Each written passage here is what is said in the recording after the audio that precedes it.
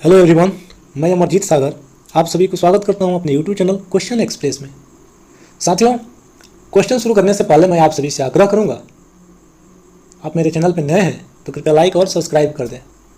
साथियों, साथ साथ मैं ये भी कहूँगा कि कोरोना महामारी जो है धीरे धीरे अपनी समय सीमा पे धीमी हो गई है। समझिए कि पहले की अपेक्षा अभी काफ़ी कम केसेस आ रहे हैं भारत में, और आशा है कि बहुत ही जल्द ये महामारी दूर हो सकती है, दूर हो जाएगी। बस आप लोग से निवेदन है कि आप सब जब भी बाहर से आएँ या बाहर जाएं, हमेशा मास्क का प्रयोग करें। बाहर से आने के बाद हाथ को पूरी तरह से धोएं, सैनिटाइजर का यूज करें।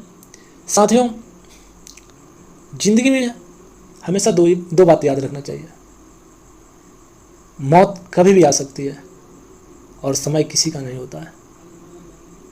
हम सब भली भांति जानते हैं, लेकिन कुछ लोग इसको लापरवाही जो होती है ना, लापरवाही को विडंबना बना देती है। कुछ लोग ऐसे होते हैं जो जानकर भी गलतियां करते हैं। आज शाम को एक ब्रो को देखा मैंने। साथियों, हंसना तो नहीं चाहिए, बताइए कैसे कैसे लोग हैं। जब जानते हैं कि मास्क ज़रूरी है और मास्क लगाना, अब तो पहले था कि एक ही मास्क के अनुसार हम लोग चलते थे, एक ही मास्क पहन के चलते थे। अब तो सरकार के नियमानुसार लगभग 2 मास्क लगाना ज़रूरी है। एक आदमी को देखे हमने कि बिना मास्क के दवा की दुकान पे आए थे और दवा ले रहे थे। समझिए कि इस तरह का लोग, दवा दुकानदार बोला भी है उनको, तो बोला है कि दवा से मतलब आप दवा दीजिए ना, हमको ज़रूरी है। तो इस तरह के लोग समाज को और गंदा करते जा रहा है और कर रहा है, नहीं भी करना चाहिए। साथियों, ये सब देख के बहुत दुख हुआ है, बट आप सब ध्यान रखें, कहीं भी जाएं, अगर कोई आपसे कहता है कि मास्क नहीं लगाएं तो आप ही के लिए कहता है, जरूरी नहीं है कि वो अपने लिए कहता है, वो तो खुद सेफ्टी में है। तो आप सब इस बात पे ध्यान रखें, ध्यान दें, और कोशिश रहे कि आप जब भी बाहर से आएँ मास्क का प्रयोग करें। महामारी है ना, धीरे धीरे टल जाएगी। हर चीज़ का एक अंत आता है, हर बुरे दिन का भी एक बुरा दिन आता है, तो इसको सदा के लिए ना सोचें, ये चली जाएगी, कुछ ही पल का है।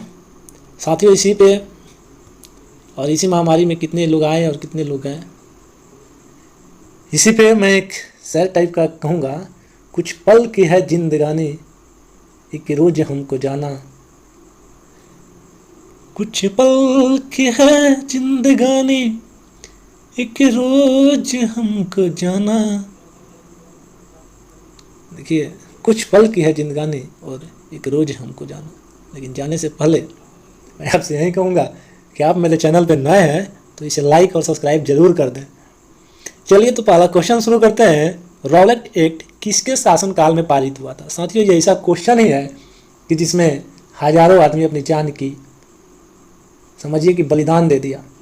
ये ऐसा एक्ट था कि इसी एक्ट के विरोध में अमृतसर जलियांवाला बाग हत्याकांड, आप लोग नाम सुने होंगे, इसी रॉलेट एक्ट के कारण उत्पन्न हुआ था। साथियों, रॉलेट एक्ट की शुरुआत 1919 ईस्वी में हुई थी, लेकिन जलियांवाला बाग हत्याकांड 13 अप्रैल 1919 ईस्वी को हुआ था। साथियों, इसमें जनरल जो डायर था, उन्होंने आदेश दिया था, आते ही आदेश दे दिया कि अंधाधुंध गोली चलाओ इन लोगों पे, जितने लोग जो थे। हालांकि वहाँ पूर्णिमा के कुछ मेला लगल था, है ना, इसलिए वहाँ पे अधिक से अधिक लोग इकट्ठा हुए थे। कुछ अनशन की भी व्यवस्था थी, अनशन पर भी लोग बैठे थे, क्योंकि कांग्रेस के 2 नेता हंसराज ने किचलू और सत्यपाल, ये दोनों आदमी की गिरफ्तारी हुई थी। इसी के कारण वहाँ पे कुछ अनशन भी हुआ था। इसमें जनरल डायर की सहायता हंसराज नामक एक व्यक्ति ने किया था, और जनरल डायर आते ही गोली से भूनने लगा। साथियों, इसी का बदला लेने के लिए सन 1940 ईस्वी में उधम सिंह ने जनरल डायर को लंदन असेंबली भवन में गोली मार दिया। लेकिन यहाँ क्वेश्चन की उत्पत्ति कैसे होती है, देखते हैं। रॉलेट एक्ट किसके शासनकाल में पारित किया गया था? Lord Minto, Lord reading, Lord Chelmsford या लॉर्ड कैनिंग? साथियों, इसका आंसर हो जाएगा लॉर्ड चेम्सफोर्ड। इन्हीं के शासनकाल में यह घटना घटी थी, और जिस समय जनरल डायर गोली से भुना था, उस समय भारत का शासन व्यवस्था लॉर्ड चेम्सफोर्ड के हाथ में थी। चलिए नेक्स्ट देखते हैं, 2 नंबर क्वेश्चन। देश का पहला लौह इस्पात कारखाना कुल्टी, यानी कुल्टी एक कारखाना था जो पश्चिम बंगाल में, उसको स्थापित किया गया था। कब किया गया था बताएंगे? 1861 ईस्वी में, 1864 ईस्वी, 74 ईस्वी में, 1911 ईस्वी में या 1905 ईस्वी में? साथियों, इसका आंसर हो जाएगा बी नंबर, 1874 ईस्वी में कुल्टी में, एक कुल्टी जगह है, वहाँ पे ये पारा लौह इस्पात कारखाना को स्थापित किया गया था। चलिए नेक्स्ट देखते हैं 3 नंबर क्वेश्चन। प्रकाश संश्लेषण में प्रकाश के किस रंग का तरंगदैर्घ्य सर्वाधिक प्रभावशाली होती है? हरा, नीला, बैंगनी या लाल? साथियों इसका आंसर हो जाएगा डी नंबर, लाल का। सर्वाधिक तरंगदैर्घ्य लाल का होता है और सबसे कम तरंगदैर्घ्य बैंगनी का होता है, याद रखेंगे। 4 नंबर क्वेश्चन देखते हैं। कश्मीर में हिंदू राज्य की स्थापना सर्वप्रथम किसने की थी? बताएंगे सुहादेव, रानी दिगदा, जय सिंह या संग्राम सिंह? 4 नंबर क्वेश्चन कहता है कश्मीर में हिंदू राज्य की स्थापना सर्वप्रथम किसने की थी? तो इसका आंसर हो जाएगा 1 नंबर, सुहादेव ने। चलिए 5 नंबर क्वेश्चन देखते हैं। पंचवर्षीय योजना का विचार निम्नलिखित में से किस देश से लिया गया है? अमेरिका, रूस, जर्मनी या ऑस्ट्रेलिया? बताएंगे पंचवर्षीय योजना का जो विचार है वो किस देश से लिया गया है? साथियों इसका आंसर हो जाएगा बी नंबर, रूस से। साथियों एक बात याद रखेंगे, पंचवर्षीय योजना अगर कहे, क्वेश्चन में कहे कि कौन सी पंचवर्षीय योजना थी जो पूरी तरह से विफल हो गई, तो याद रखेंगे तृतीय पंचवर्षीय जो योजना थी वह पूरी तरह से विफल हो गई। कारण ये था इसका कि 1962 का भारत और चीन युद्ध का कारण था, इसीलिए यह विफल हो गया।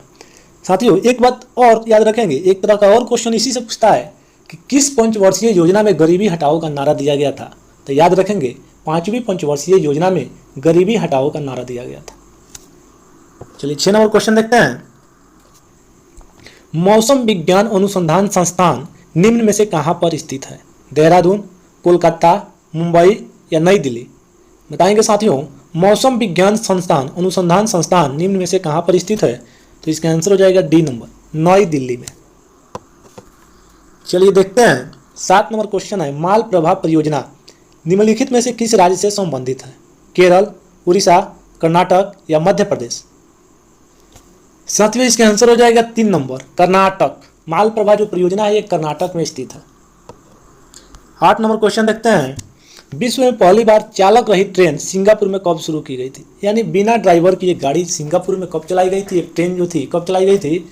1992 ईस्वी में, 2003 में, 1998 में या 2006 में? साथियों इसका आंसर हो जाएगा बी नंबर, 2003 में। 2003 में विश्व में पहली बार चालक रहित ट्रेन को चलाया गया था, वो भी सिंगापुर में, याद रखेंगे। चलिए देखते हैं 9 नंबर क्वेश्चन है। निम्नलिखित में से विटामिन डी की खोज किसने की थी? हॉपकिंस, होलकॉट, फंक या मैकुलन? साथियों इसका आंसर हो जाएगा 1 नंबर, हॉपकिंस ने किया था। होलकॉट जो था ये सी का किया था और फंक जो था ये विटामिन का खोज किया था, और मैकुलन जो था ए और बी, विटामिन ए और बी का खोज किया था। चलिए 10 नंबर देखते हैं। विश्व मधुमेह दिवस निम्नलिखित में से किस दिन मनाया जाता है? 1 सितंबर, 4 सितंबर, 14 नवंबर या 12 जनवरी? बताएंगे विश्व मधुमेह दिवस कब मनाया जाता है?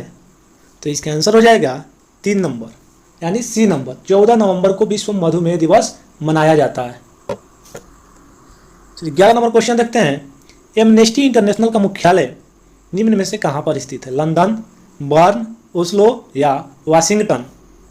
साथियों इसका आंसर हो जाएगा 1 नंबर, लंदन। एमनेस्टी इंटरनेशनल का मुख्यालय लंदन में स्थित है। 12 नंबर क्वेश्चन देखते हैं। भारत में प्याज का उत्पादन किस राज्य में सबसे अधिक किया जाता है? उत्तर प्रदेश, मध्य प्रदेश, पश्चिम बंगाल या महाराष्ट्र? साथियों इसका आंसर हो जाएगा डी नंबर, महाराष्ट्र में। सबसे अधिक प्याज का उत्पादन महाराष्ट्र में होता है, याद रखेंगे। 13 नंबर क्वेश्चन देखते हैं। निम्नलिखित में से कौन सी धातु हवा के संपर्क में आते ही जलने लगती है? बताएंगे सोडियम, पोटेशियम, फास्फोरस या बेरियम? बताएंगे कौन ऐसी धातु है जो हवा के संपर्क में आते ही जलने लगती है? तो इसका आंसर हो जाएगा 1 नंबर, सोडियम। चलिए देखते हैं 14 नंबर क्वेश्चन। इंपीरियल बैंक का नाम बदलकर स्टेट बैंक कब रखा गया? साथियों सबसे पहले तो हम लोग जानना पड़ेगा कि इंपीरियल बैंक की स्थापना कब हुई थी।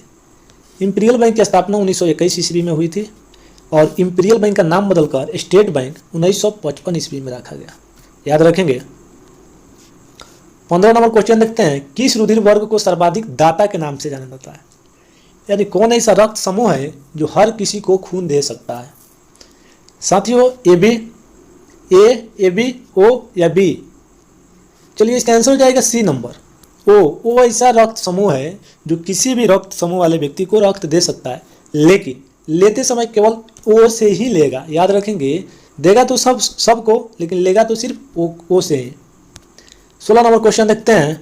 पानी का अपवर्तनांक निम्नलिखित में से कितना होता है? 1.33, 1.52, 1.65 या 2.42? बताएंगे पानी का अपवर्तनांक निम्नलिखित में से कितना होता है? तो इसका आंसर हो जाएगा 1 नंबर 1.33। चलिए देखते हैं 17 नंबर क्वेश्चन है। आइंस्टाइन को भौतिक विज्ञान का नोबेल पुरस्कार निम्न में से कब दिया गया? 1923 में, 1921 में, 1925 में, 1927 में? साथियों इसका आंसर हो जाएगा बी नंबर 1921 ईस्वी में आइंस्टाइन को भौतिक विज्ञान में नोबेल पुरस्कार दिया गया था। चलिए 18 नंबर क्वेश्चन देखते हैं। किस चार्टर एक्ट के तहत विलियम बेंटिंक भारत का पहला गवर्नर जनरल बना?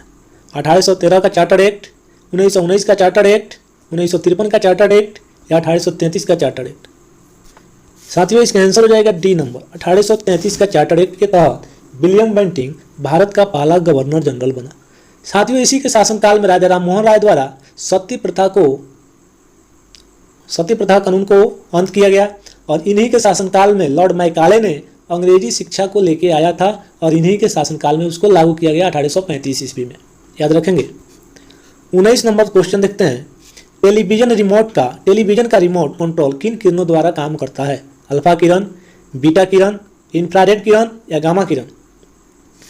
साथियों इसका आंसर हो जाएगा सी नंबर इंफ्रारेड किरण। टेलीविजन रिमोट में जैसे हम लोग टीवी ओवी के रिमोट जो भी देखते हैं उसमें इंफ्रारेड किरण का प्रयोग किया जाता है। साथियों इंफ्रारेड जो किरण है इसकी क्षमता ज़्यादा दूर की नहीं होती है। जैसे हम लोग की मोबाइल का ब्लूटूथ जो होता है वो जितना एरिया कैप्चर करता है उतना ही ऑलमोस्ट इसका भी रेंज होता है इंफ्रारेड किरण का। चलिए 20 नंबर क्वेश्चन और लास्ट क्वेश्चन देखते हैं। भारत में पंचायती राज व्यवस्था सबसे पहले राजस्थान के किस जिले में सबसे पहले लागू किया गया था? गंगानगर, नागौर, कोटा या नंदसौरी? साथियों इसका आंसर हो जाएगा बी नंबर नागौर में 1959 ईस्वी में सबसे पहले नागौर में पंचायती राज व्यवस्था को लागू किया गया था। प्यारे साथियों, अगर यह वीडियो आप सभी को अच्छा लगा हो, हेल्पफुल लगा हो तो कृपया आप मेरे चैनल को लाइक करें, सब्सक्राइब करें, अपने दोस्तों के साथ शेयर करें। साथियों इसी तरह का मॉक टेस्ट मैं डेली लेके आता हूं और आशा करता हूं कि आप सभी को अच्छा लगता होगा। तो चलिए अगले नेक्स्ट मॉक टेस्ट में मिलते हैं। तब तक के लिए आप सभी को जय हिंद, जय भारत, वंदे मातरम। आप सब अपना ख्याल रखें, कोरोना महामारी से बचें, परिवार वालों को बचाएं। चलिए तो फिर मिलते हैं अगले नेक्स्ट वीडियो में। तब तक के लिए आप सभी को जय हिंद, जय भारत, वंदे मातरम।